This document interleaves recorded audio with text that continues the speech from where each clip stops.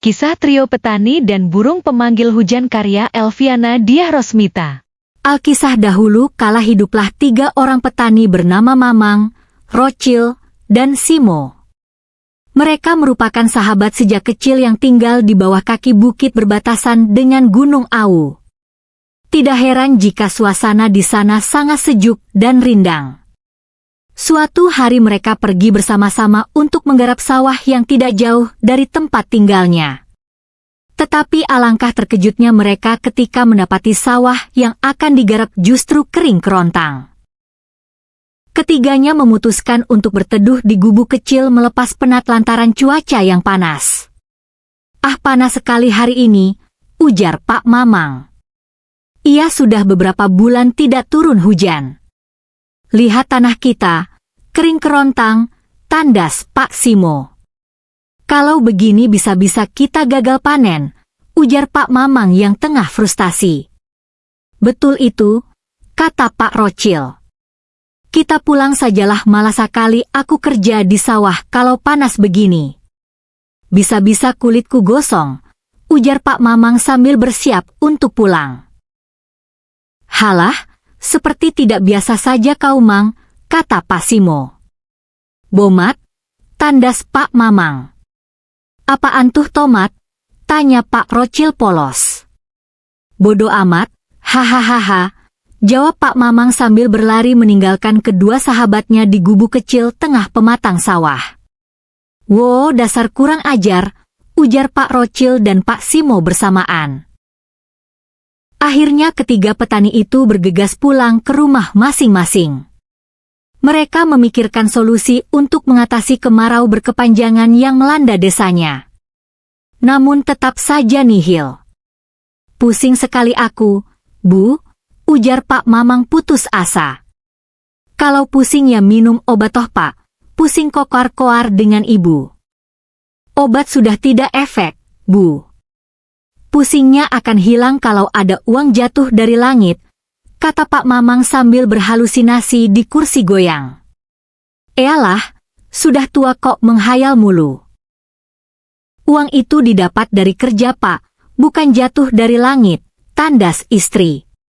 "Terus Bapak harus bagaimana, Bu? Sawah Bapak kering kerontang." "Ya tinggal dialiri air kan bisa, Pak.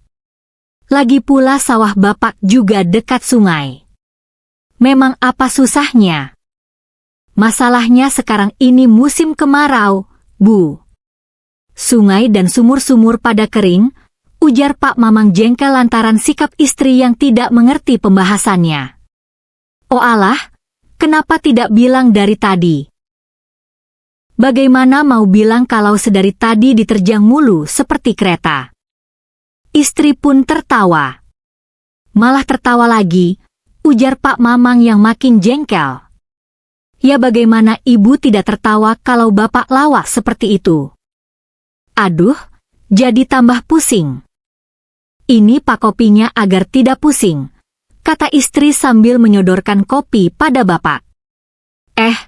Ibu tahu saja kalau Bapak ingin kopi, menerima kopi dari Ibu."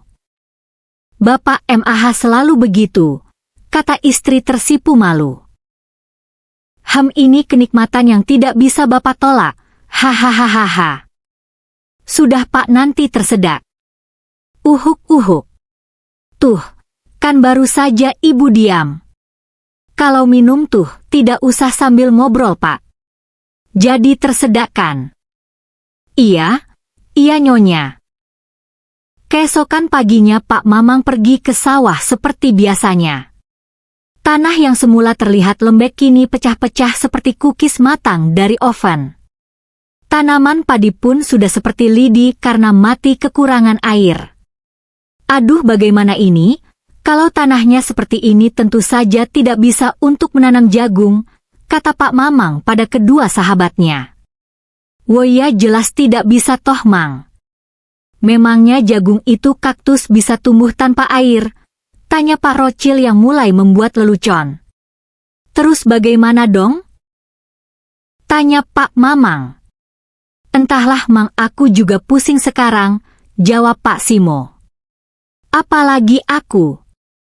Mau ku beri makan apa keluarga kecilku jika mata pencaharian utama kondisinya seperti ini, ujar Pak Rocil yang tengah putus asa.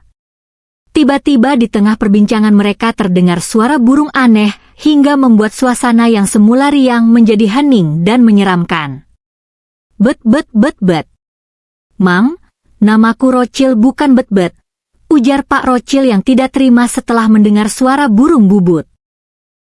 Lah, yang manggil kamu tuh siapa? Jawab Pak Mamang jengkel. Tadi apa coba? Bet bet bet bet. Tuh iya kan. Pasti itu kamu, tuduh Pak Rocil. Pak Mamang yang sedari tadi dituduh oleh salah satu sahabatnya itu hanya geleng-geleng kepala. Namun suara aneh itu kembali terdengar di tengah-tengah candaan mereka. Bet bet bet bet. Hihi, kok seram ya? Ada suara tidak ada wujudnya, kata Pak Rocil yang tengkuknya sudah meremang.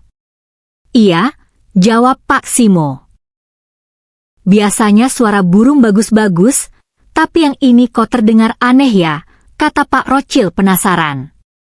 Jangan-jangan bukan burung, Mo, ketus Pak Rocil. Hus, ngawur saja kamu. Kita pastikan dulu, ujar Pak Mamang menengahi perbincangan kedua sahabatnya. Ogah ah Mang, takut. Mending pulang, ujar Pak Simo sambil berjalan meninggalkan Pak Mamang dan Pak Rocil di gubuk. Kini hanya tersisa berdua dan lagi-lagi suara aneh itu memusik pendengaran mereka. Bet bet bet bet. Kabur, teriak Pak Rocil.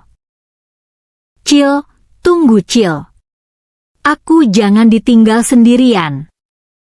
Malamnya Pak Mamang bercerita pada istrinya terkait peristiwa yang terjadi di pematang sawah. Setelah mendengar cerita darinya, sang istri justru tertawa karena beranggapan suaminya masih polos dengan mitos-mitos yang ada di desanya. Di tengah-tengah perbincangan mereka, suara aneh yang terdengar saat di pematang sawah kembali muncul. Namun sang istri tidak takut lantaran terbiasa dengan suara itu sejak kecil bersama orang tuanya. Memang suaranya seperti apa, Pak?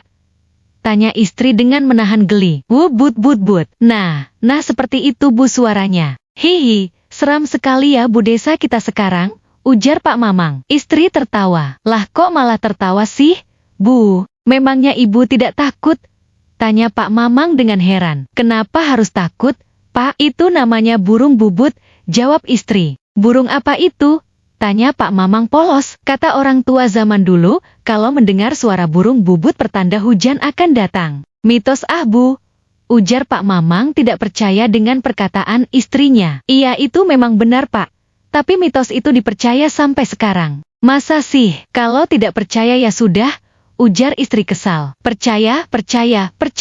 But. Dini hari saat keluarga kecil Pak Mamang tertidur lelap, hujan pun tiba. Suasana berubah menjadi sejuk. Tumbuh-tumbuhan pun menjadi segar lantaran diguyur air hujan. Sawah Pak Mamang, Pak Rocil, dan Pak Simo yang semula kering kerontang menjadi lembek dan bisa digunakan untuk bercocok tanam. Hingga saat ini apabila burung bubut berbunyi, masyarakat desa percaya hujan akan datang. Burung bubut biasa tinggal di rerumpunan pohon bambu. Oleh karena itu, orang-orang awam jarang melihat wujudnya.